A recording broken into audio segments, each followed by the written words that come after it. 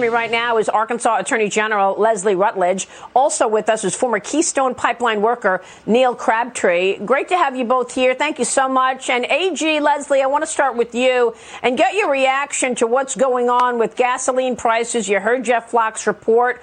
Is there anything you can do about this as AG?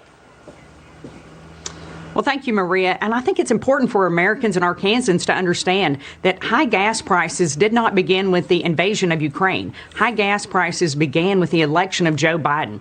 Already, I've taken a number of legal actions on behalf of the state of Arkansas as a result of Joe Biden's policies, whether it was filing suit over the cancellation of the Keystone Pipeline, filing suit over the moratorium on new oil and gas leases, or the social cost of carbon. We are joining with other states to stop these bad policies, which are causing gas prices at astronomical rates right here in the natural state.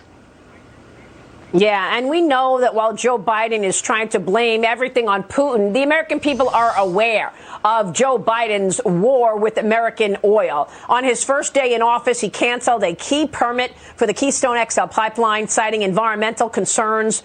I know you've taken almost 80 legal actions, Leslie, against the president due to this dangerous policy agenda. You've sued him for his effort to cancel the Keystone pipeline, offshore and public lands drilling permits. But I want to get into the nuts and bolts about the impact on people, because Neil is with us today, and he was a worker on that Keystone pipeline. And give us your sense of what this means for jobs.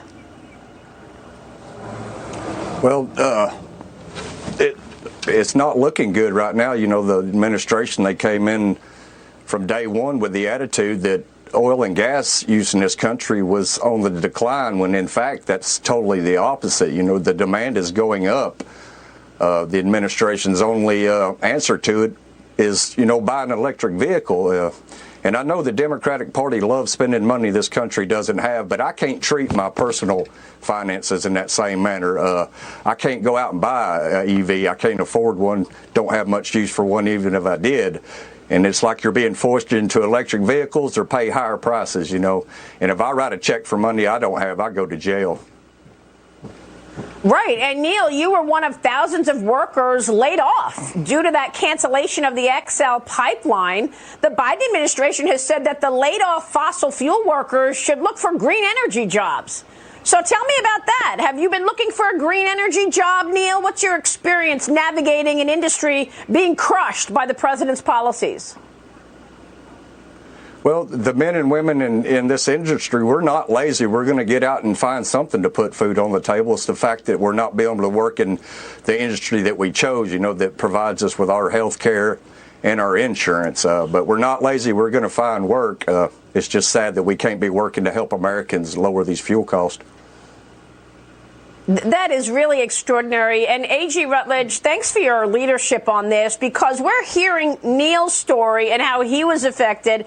But here we are in an environment where, you know, companies can't find the workers that they need. There's such a tight labor force. And here we go, putting thousands of people out of work because of the canceled XL pipeline.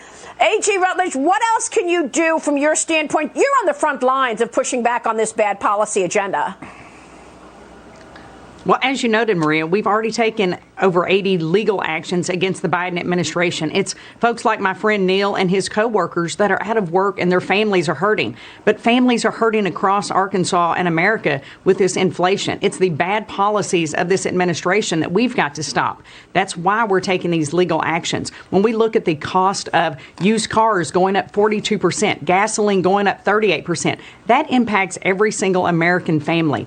We can't afford to simply go out and all buy Teslas. We're driving a Ford F-150 at my house, and that costs more money. It costs my row crop farming husband $3 more per gallon to haul his beans to the mill this year than it did last year. That's the impact it's having on hardworking Americans. That's why we're taking these actions. It's because they're illegal, unconstitutional actions by this president and his administration. So who hears these cases, Leslie? What can we expect in terms of timing on them? Well, we argue these cases in various federal courts across the country. Right now, out of the Fifth Circuit, there is a preliminary injunction on the moratorium on new oil and gas leases. Arkansas is part of a number of lawsuits. We take these up.